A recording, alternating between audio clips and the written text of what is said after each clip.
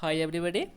Last lecture में हमने देखा था what is for loop. Okay, यानी कि जब कोई मल्टीपल कोड हमें प्रिंट करवाना था तो हमने फॉर लूप की मदद से जो है ना प्रिंट करवाया था पर्टिकुलर कोड। ओके, यानी कि कोई कोड पर्टिकुलरली आपको रन करवाना है तो आप लूप का यूज़ करते हैं।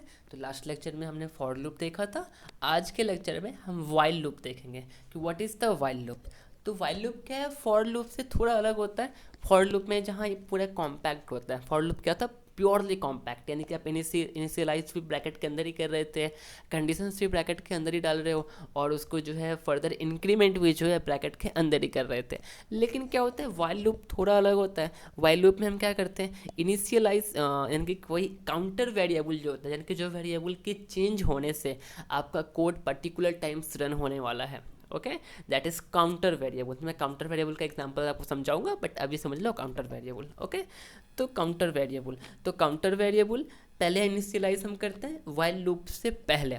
फिर हम क्या करते हैं, वाइल लूप में कंडीशन डालते हैं। वाइल लूप में कंडीशन डालने का मतलब है कि वाइल लूप के अंदर कोई पर्टिकुलर कंडीशन होगी, और जब तक ये कंडीशन ट्रू होगा तब तक वाइल लूप चलेगा। कभी कभी ऐसा भी होता है कि कंडीशन हमेशा के लिए ट्रू हो जाती है, हमेशा के लिए ट्रू हो जाती है। उसकी वजह से क्या होता है कि वो इनफाइनाइट लूप होता है, या तो वो एरर देता है या फिर कोड रन ही नहीं होता। ओके, तो आपको वो ध्यान रखना है कि आपका जो कंडीशन है कोई पर्टिकुलर टाइम तक ही वो कोड जो है आपका ट्रू हो, उसके बाद फॉल्स हो जाए।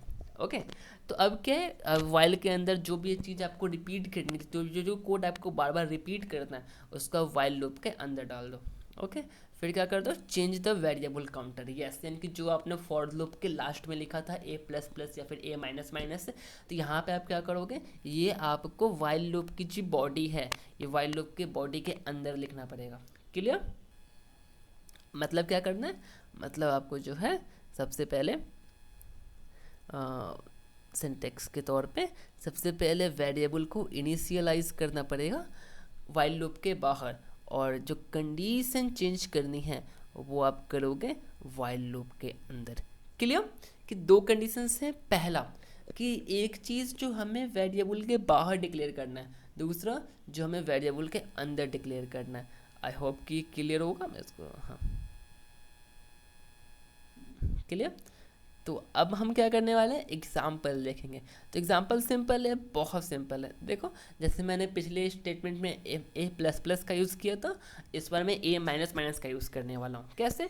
तो मैंने यहाँ पे जो काउंटर वेरिएबल है, काउंटर वेरिएबल बोले तो वो वेरिएबल जिसकी वैल्यू चेंज होने पे आपके नंबर ऑफ लूप्स बदलेंगे। ओके, तो अब देख लो कैसे कैसे कहानी है। तो बहुत ही नॉर्मल है कि पहले आपको क्या करना है, पहले आपको जो है बहुत ही सिंपली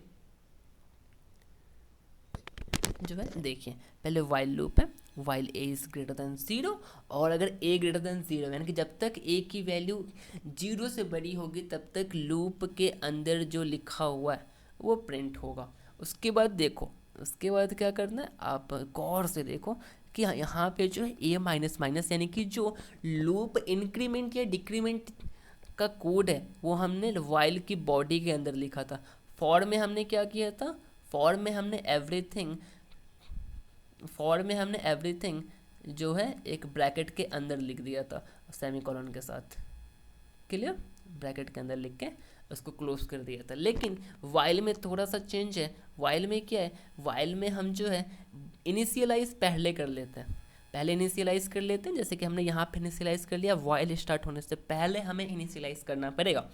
उसके बाद वाइल लिखो, और वाइल के ब्रैकेट के अंदर सिर्फ कंडीशन। फॉर में क्या था, कंडीशन भी थी, इनिशियलाइज भी था, और इंक्रीमेंट डिक्रीमेंट भी थी, यानी कि सब कुछ वैसा ही है। फॉर का जो फर्स्ट पार्ट है वो वाइल के बाहर होगा, फॉर का जो सेकंड पार्ट है वो फॉर के वाइल में ही रहेगा, फॉर का जो थर्ड पार्ट था वो वाइल की बॉडी के अंदर आ जाएगा। क्लियर? सिंपल है। जो पहले आया वो बाहर चला गया, जो बीच में था वो ब्रैकेट में ही रहेगा, जो लास्ट में है वो अंदर चला आएगा, nothing more. Clear? I hope कि आपको समझ में आया होगा अगर आपने फॉर को अच्छे से देखा होगा तो। ओके, अब क्या है, अब हम देखते हैं ये वर्क कैसे करेगा। तो सबसे पहले इंट ए की वैल्यू 10 है, मैं उससे पहले सबको इरेज कर देता हूँ ताकि आपको अच्छे से समझ में आए। ओके, यानी कि मैं एक वेरिएबल डिक्लेयर करता हूँ ए, और उसकी वैल्यू इनिशियली में 10 थी। ओके, तो क्या कह रहा है, क्या ए की value less than greater than 0 है, तो यस ए की वैल्यू 10 है जो कि ग्रेटर देन 0 है, मतलब ये प्रिंट हो जाएगा, तो ये एक और प्रिंट हो गया। क्लियर। उसके बाद क्या है कि ए की वैल्यू ए माइनस माइनस है, मतलब ए की वैल्यू एक डिक्रीज हो जाएगी, जैसे ही ए की वैल्यू डिक्रीज होगी अब ए की वैल्यू हो जाएगी 9। अब ए की वैल्यू 9 हो गई, क्या 9 0 से छोटा है, तो यस 9 0 से छोटा है, मतलब हम वाइल लूप की बॉडी के अंदर जाएंगे, ये प्रिंट होगा। उसके बाद ए की वैल्यू फिर से एक डिक्रीज होगी और इस बार ए की वैल्यू हो जाएगी 8।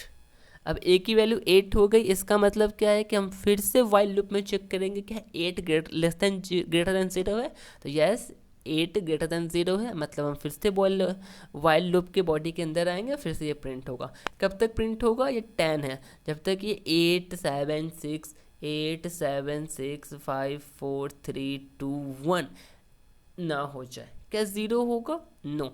जैसे ही ज़ीरो होगा तो क्या zero is greater than zero, no, zero is equal to zero.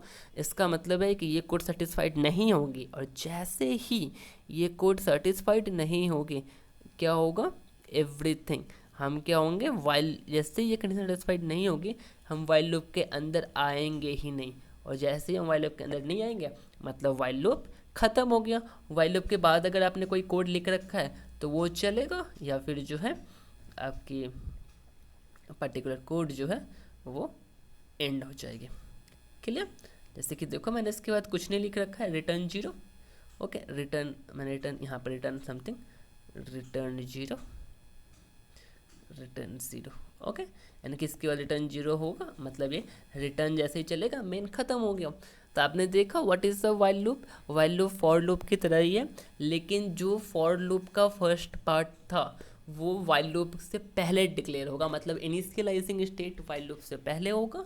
उसके बाद था कंडीशनल स्टेटमेंट। तो कंडीशनल स्टेटमेंट क्या है, जैसे फॉर लूप में लिखा हुआ था ऐसे हम वाइल लूप के अंदर कंडीशन को लिख देंगे, और कंडीशन के बाद जैसे हमने यहाँ पे कंडीशन लिखा है, और कंडीशन के बाद क्या है कि जो कोड आपको प्रिंट कराना है वो तो वाइल लूप की बॉडी में ही होगा, और जो इंक्रीमेंट या डिक्रीमेंट, जो काउंटर को जैसा आप इंक्रीज या डिक्रीज करते हो वो, यानी कि जो लूप के लिए रिस्पॉन्सिबल है, जो इंपॉर्टेंट रोल प्ले कर रहा है, जिसके चेंज होने से लूप के नंबर्स कम होंगे या फिर बढ़ेंगे, वो किस पे डिपेंड करेगा, दैट्स ए माइनस माइनस, वो आपको वाइल लूप के बॉडी के अंदर लिखना है। आई होप कि क्लियर होगा।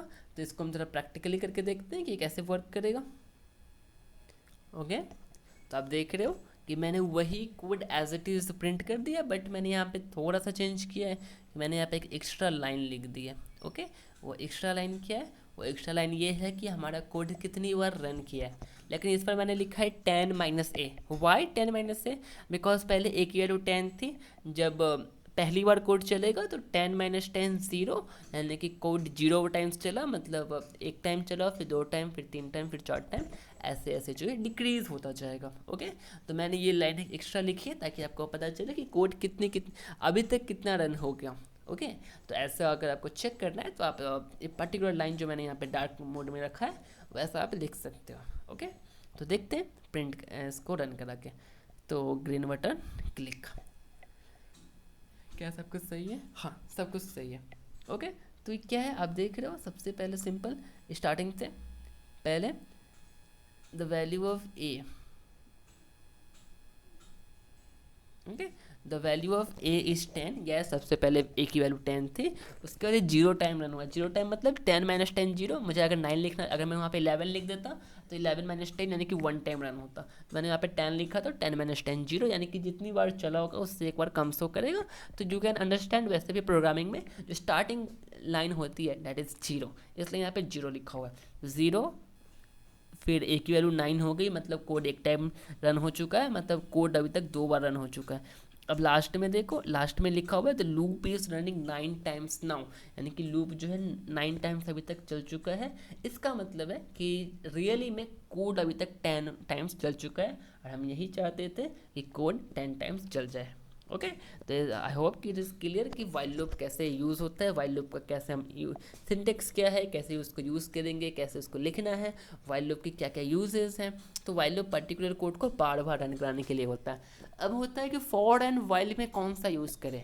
तो कभी कभी क्या होता है कि हमें पर्टिकुलर कंडीशन के बारे में पता होता है कि कंडीशन पर्टिकुलर टाइम तक होनी चाहिए, यानी कि कंडीशन के बारे में वेल नोन आइडिया होता है। तो जब आपको वेल नोन आइडिया हो तो आप फॉर लूप का यूज़ करो। लेकिन कभी कभी क्या होता है कि वेल नोन आइडिया नहीं होती, यानी कि हम यूजर से कोई डेटा इंटर करवाना चाहते हैं कि लूप जो है इतनी टाइम्स चले, इसके बाद ना चले। तो ऐसे टाइम में जो है हम किसका यूज़ करते हैं, ऐसे टाइम में जो है फॉर लूप का यूज़ करते हैं, सॉरी वाइल लूप का यूज़ करते हैं। क्योंकि वाइल लूप में क्या होता है, वाइल लूप में जो कंडीशन होती है वो कंडीशन पर्टिकुलरली डिपेंड करती है कि यूज़र कैसे इंटर कर रहा है। तो अगर ऐसा कोई कोड है तो आप वाइल लूप का यूज़ करो, अदरवाइज आप फॉर लूप का यूज़ करो। क्योंकि फॉर लूप जो है वेल डिफाइंड कंडीशंस के लिए परफेक्टली यूज़फुल होता है। वैसे आप जो चाहो उसको यूज़ कर सकते हो, एक प्रॉपर लॉजिक क्लिक करना चाहिए बस। ओके, तो आई होप कि आपको for loop and while loop में कोई कन्फ्यूज़न ना होगी। फिर भी कोई कन्फ्यूज़न है तो आप पूछ सकते हो। ओके, तो keep watching and keep learning.